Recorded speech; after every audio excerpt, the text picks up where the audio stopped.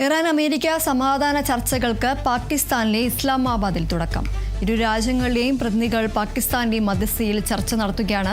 പാക് പ്രധാനമന്ത്രി Shahbaz Sharif Iran America പ്രതിനിധി സംഘങ്ങളുമായി വെവ്വേറെ ചർച്ച നടത്തി. വിവരങ്ങളുമായി ആന്റണി ജിസ്റ്റോർ ചേരുന്നു. ആന്റണി, സുപ്രധാനമായ ഒരു ചർച്ചയാണ് ഇപ്പോൾ ഇസ്ലാമാബാദിൽ തുടങ്ങിയിരിക്കുന്നത്. എന്തൊക്കെയാണ് കൂടുതൽ വിവരങ്ങൾ? തീർച്ചയായും ലോകം ഇപ്പോൾ ഇസ്ലാമാബാദിലേക്ക് ഉറ്റുനോക്കുകയാണ്. അവിടെ നിന്ന് വരുന്ന തീരുമാനം എന്താകും എന്നുള്ളതാണ്. ഈ സംഘർഷങ്ങൾക്ക് ശേഷം ആദ്യമായാണ് ഇരു രാജ്യങ്ങളും ഒരു ചർച്ചയിലേക്ക് എത്തുന്നത്, നേരിട്ടുള്ളൊരു ചർച്ചയിലേക്ക് എത്തുന്നത് എന്നുള്ളതാണ് ഇതിൽ ഏറ്റവും പ്രധാനപ്പെട്ട കാര്യം എന്ന് പറയുന്നത്. പാകിസ്ഥാന്റെ മധ്യസ്ഥതയിൽ ഇസ്ലാമാബാദിൽ ചർച്ചകൾ തുടങ്ങിയിരിക്കുകയാണ്. പക്ഷേ ഇപ്പോൾ നടക്കുന്ന ചർച്ചകൾ എന്ന് പറയുന്നത് ഇരു രാജ്യങ്ങളും പാകിസ്ഥാന്റെ മധ്യസ്ഥരെ ഉപയോഗിച്ചുകൊണ്ട് അവരുടെ സന്ദേശങ്ങൾ പരസ്പരം കൈമാറുന്ന നിലയിലുള്ള ഒരു ചർച്ചയാണ് നടക്കുന്നത്. നേരിട്ട് ഒരു മേശയ്ക്കപ്പുറവും ഇപ്പുറവും ഇരുന്നുള്ള ഒരു ചർച്ചയല്ല നിലവിൽ നടക്കുന്നത്. ആ ചർച്ച നടക്കുമോ എന്നുള്ളതിലാണ് ലോകം ആകാംക്ഷയോടെ കാത്തിരിക്കുന്നത്. ഇതിൽ ഏറ്റവും പ്രധാനപ്പെട്ട നിർണായകമായ ഒരു കാര്യം എന്ന് പറയുന്നത് നേരിട്ടുള്ള ഇരു രാജ്യങ്ങളുടെയും ആ ചർച്ചയാണ്.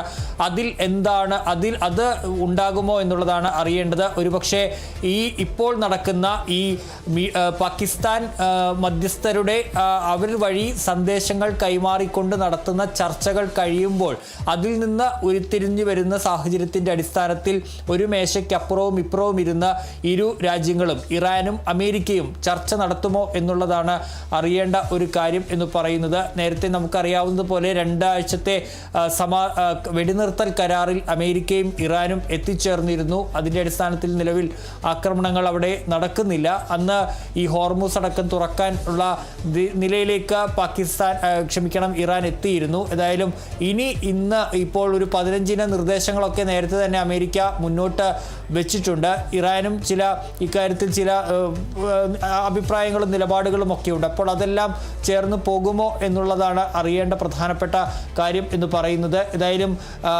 American vice president JD Vance ആണ് അമേരിക്കൻ സംഘത്തിന് നേതൃത്വം നൽകുന്നത് എന്നുള്ളതാണ് ഏറ്റവും പ്രധാനപ്പെട്ട കാര്യം എന്ന് പറയുന്നത്. ഇറാനു വേണ്ടി എത്തിയിരിക്കുന്നത് ഇറാൻ സ്പീക്കറാണ്. അങ്ങനെ ഏറ്റവും പ്രധാനപ്പെട്ട 2 ആളുകൾ തമ്മിലാണ് ചർച്ച നടത്തുന്നത്.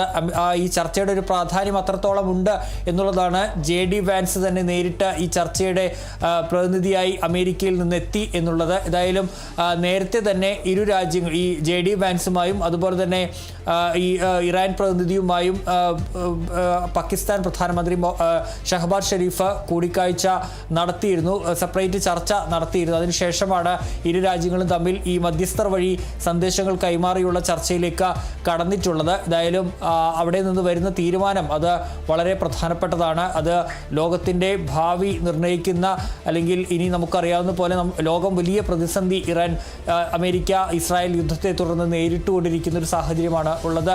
അവിടെ ഈ ഇസ്ലാമാബാദിൽ നിന്ന് വരുന്ന എന്ത് തീരുമാനമാണെങ്കിലും അത് ലോകത്തിൻ്റെ ഭാവിയെ ബാധിക്കുന്ന അല്ലെങ്കിൽ നിർണ്ണയിക്കുന്ന ഒരു തീരുമാനമായി മാറും. ഏതായാലും ആ ചർച്ച ഇസ്ലാമാബാദിൽ തുടരുകയാണ്.